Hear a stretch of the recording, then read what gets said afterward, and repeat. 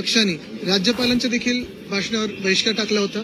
त्याचं कारण एकच आहे. आपण पाहिलं असेल गेल्या 10-15 दिवसातल्या ज्या घडामोडी आहेत, खरं तर आम्हाला अपेक्षा होती की कुठे ना कुठेतरी राज्यपालांनी देखील चाचपणी करावी की हे जे मॅन्डेट आहे, जे बहुमत मिळालंय ते ईव्हीएमचं आहे की जनतेतून आहे. त्यानंतर काही असेही दिवस होते जिथे वाटलं होतं की राष्ट्रपती राजवट लागेल किंवा त्यांना बोलवलं जाईल. आणि आपण पाहत होतात की कुठेही कायद्याची काळजी न करता पहिले इन्व्हिटेशन कार्ड छापले गेले, तारीख पक्षाकडून सांगितली गेली, राज्यपालांकडे न जाता. हा खरं तर राज्यपालांचा देखील अपमान होता. पण हे जरी झालं तरी आज एवढी मोठी घडामोड असताना, म्हणजे बेळगावमध्ये जो मराठी जनतेवर अन्याय होतोय ते असताना देखील आपण पाहिलं असेल राज्यपालांच्या भाषणामध्ये एकच ओळ बेळगावबद्दल आली. तेही नुसतं काहीतरी सांगितलं की आम्ही शिक्षणावर वगैरे खर्च करतो.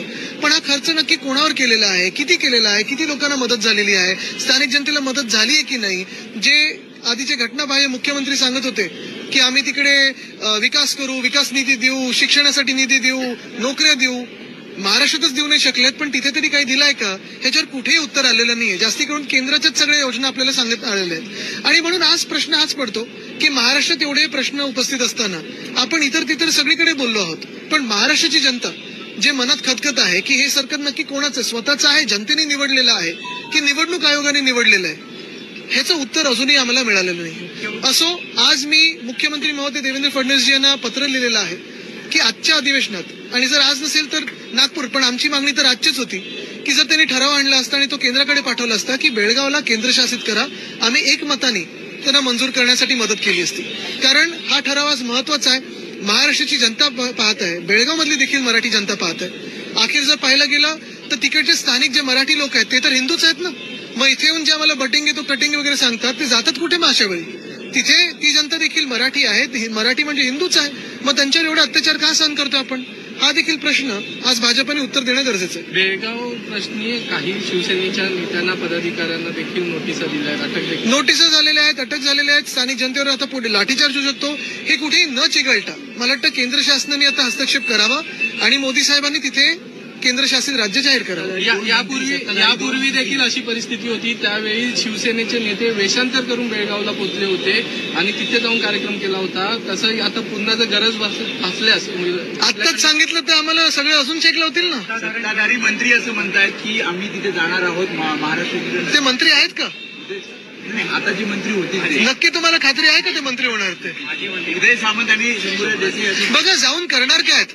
सरकार त्यांचं इथे आहे, केंद्रात त्यांचं सरकार आहे की त्यांच्या मित्र पक्षाचं सरकार आहे. त्यांनी इथे आज ठराव मंजूर करायला पाहिजे होता, केंद्रात पाठवलं पाहिजे होतं. केंद्रात देखील पार्लमेंटचं सेशन चालूच आहे ना, संसदेचं सेशन चालू आहे. बनवा बेळगावला केंद्रशासित जोपर्यंत निकाल नाही लागत. पण कुठे ना कुठेतरी हे सगळं थांबणं गरजेचं आहे. स्वतः जाऊन नुसतं वातावरण अजून चिघळवण्यात काही अर्थ नाहीये. तिथे जाऊन तुम्ही नक्की जाऊन करणार काय आहात? खोटी आश्वासनं मागच्याही वर्षी पाहिली, या वर्षी आम्ही पाहतो.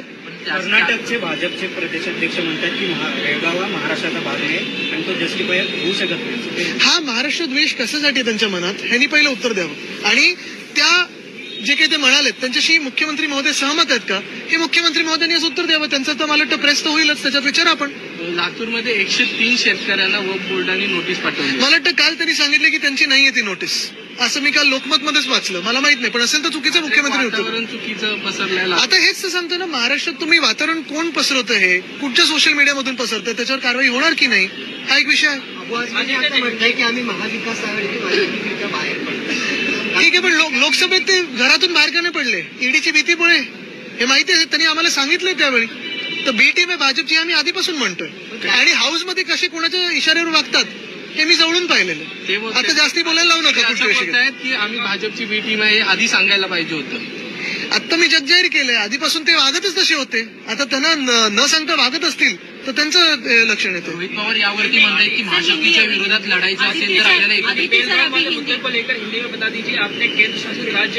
बिल्कुल. हमने सुबह भी मांग की, आज भी मांग की है. मैंने खत लिखा है स्वयं मुख्यमंत्री महोदय को कि आज हाउस में वो अगर एक ठराव लाते कि केंद्र शासित किया जाए, प्रस्ताव लाते केंद्र शासित करने के लिए बेळगाव को, तो हम सारे लोग उनके साथ खड़े रहते. और यही प्रस्ताव शायद संसद में भी आना चाहिए, क्योंकि संसद भवन में सेशन तो जारी है. यही हमारी मांग रहेगी कि वहाँ के जो अत्याचार हो रहे हैं वो रोका जाए, अट्रॉसिटीज रोके जाए, और मराठी जनता को जो हैरान किया जा रहा है वो तुरंत रोका जाए. मराठी जनता तो भी हिंदू ही है ना, तो बटेंगे तो कटेंगे बोलने वाले वहां जाके मराठी जनता को आश्रय देंगे क्या? चंद्रशेखर बावनकुले जो प्रदेश अध्यक्ष है और विधायक, उन्होंने एक फोटो एक ट्वीट किया और कहते हैं कर्नाटक का जो विधानसभा गृह है वहाँ से स्वतंत्र वीर सावरकर की तस्वीर हटा दी गई है। बिल्कुल गलत है और ये हमने पहले भी बात कही है। और स्वतंत्र वीर सावरकर हो या सारे जो देश के बड़े नेता रहे हो पूरे फ्रीडम मूवमेंट में, हम सभी का आदर करते हैं, लेकिन मेरे सारी दलों से यही मांग है और यही विनती है कि उनको अभी इस राजनीति में ना खींचे, आगे की बात करें। भूतकाल में कितने हो गए, भविष्य के लिए कोई झगड़ेगा कि नहीं झगड़ेगा? जो है जिन्होंने अपने स्वतंत्र के लिए लड़े हैं, आजादी के लिए लड़े, उन सभी के सामने हम नमन करते हैं, लेकिन उन्हें राजनीति में ना खींचे। कांग्रेस हो, बीजेपी हो, सारे जो दल है भविष्य के बारे में बात करें, क्योंकि देश को भविष्य के बारे में सोचना जरूरी है। युवा सोच रहे हैं कि हमारे भविष्य के बारे में। नेता प्रतिपक्ष फारूक अब्दुल्ला, मोहम्मद यूनुस जो उसके केयर टेकर प्राइम मिनिस्टर है बांग्लादेश की, उनकी तुलना योगी आदित्यनाथ से कर रहे हैं। कंपैरिजन जो है वो दोनों का आपको सही लगता है? नहीं, मैंने अभी आपसे पहली बार सुना है तो पूरा कॉन्टेक्स्ट सुनना पड़ेगा। लेकिन बांग्लादेश में जो हो रहा है उस पे हमारी जो सरकार है, केंद्र सरकार है, कुछ बात करेगी कि नहीं, बयान देगी कि नहीं? क्योंकि हमने पहले भी पूछा था, मैंने खत भी लिखा था एमईए को कि स्पष्ट करे बात कि हिंदुओं पे अत्याचार हो रहे हैं कि नहीं, और अगर हो रहे हो तो उनके साथ क्रिकेट क्यों खेल रहे हैं, और अगर नहीं हो रहे तो फिर इकोसिस्टम सोशल मीडिया के क्यों घुमा रही है सब? तो यही बात मैं वापस एक बार दोहराना चाहता हूँ कि बांग्लादेश में हिंदुओं पे अत्याचार हो रहे हैं या नहीं, ये केंद्र सरकार ने बताना जरूरी है। और वैसे ही बेड़गांव में मराठी जनता पे अत्याचार जो हो रहे हैं, क्या वो हिंदू नहीं है?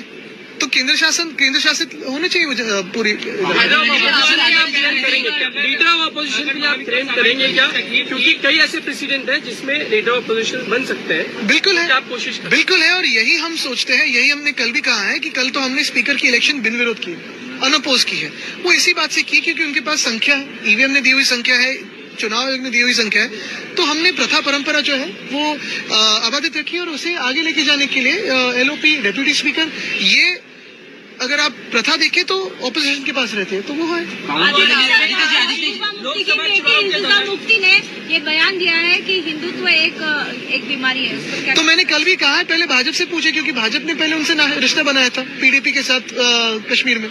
अगर हमसे इतनी ही दिक्कत थी तो लोकसभा चुनाव के समय क्यों नहीं अलग हो जाने के लिए कहा? देखिए, लोकसभा चुनाव में वो बाहर ही नहीं आए, वो तो घर में बैठे थे ईडी के डर से। उन्होंने साफ कह दिया था कि उनपे जो केसेस है यूपी में, डरे हुए थे, तो प्रचार ही नहीं किया, बिना उनके जीते हैं। अगर आपने देखा होगा तो बहुत सारी सीटों पे हमारे उन्होंने बगावत की थी उन्होंने।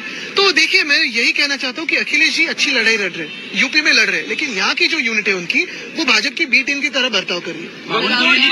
आहे की स्वातंत्र्यवीर सावरकरांचा फोटो जो कर्नाटकच्या विधानसभेमध्ये लावण्यात आला होता तो काढण्यात आला, अशा प्रकारचं ट्विट केले, काय तुमची? मी पहिल्यापासून हेच सांगितलेलं आहे की स्वातंत्र्यवीर सावरकर आमच्यासाठी एक महत्वाची व्यक्तीच नाही तर संपूर्ण महाराष्ट्रामध्ये त्यांचा मान सन्मान देशभरात आणि जगभरात आहे। हे चुकीचं आहे आणि याचा आम्ही विरोध करू, निश्चितपणे करू। पण ह्याच सोबत मी अजून एक सांगतो, मग स्वातंत्र्यवीर सावरकर असतील, मग नेहरू असतील, सगळेच असतील, हे सगळे जे महान लोक आहेत त्यांनी आपल्या आझादीसाठी, आपल्या स्वातंत्र्यासाठी, आपल्या देशासाठी जे काही बलिदान द्यायचं होतं ते दिलेलं आहे। आता राजकीय पक्षांनी ह्यांना आत्ताच्या राजकारणात न खेचता सगळ्यांसमोर आपण नतमस्तक होतो, सगळ्यांचा आदर करतो, पण आता भविष्याबद्दल आपण बोलायला पाहिजे। आपण सगळे भूतकाळच लढत राहिलो तर आपल्या भविष्यासाठी कोण लढणार? आपल्या नोकऱ्यांसाठी कोण लढणार? आपल्या हक्कांसाठी कोण लढणार? आपल्याकडे जे उद्योगधंदे आपल्या देशात यायला पाहिजे त्याच्यासाठी कोण लढणार? आपल्याला हे सगळे राजकीय पक्ष भूतकाळच लढतात, इतिहासातच व्यस्त ठेवलंय। इतिहास आपण कधी घडवणार, आपला तरुण वर्ग कधी घडवणार, आता त्याच्याकडे लक्ष देणं गरजेचं आहे।